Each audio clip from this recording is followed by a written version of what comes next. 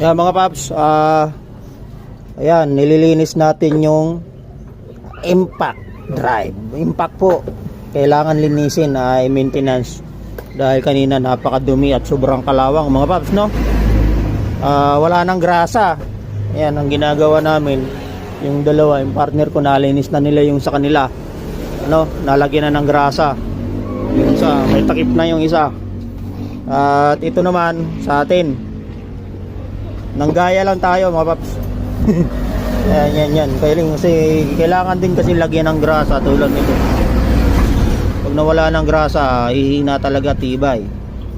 Magkakaroon ng problema na yan. Yan, Yan, at ito yung ating panggrasa namin, wala na, pang 1 year yan mga paps. Kahit 2 years yata.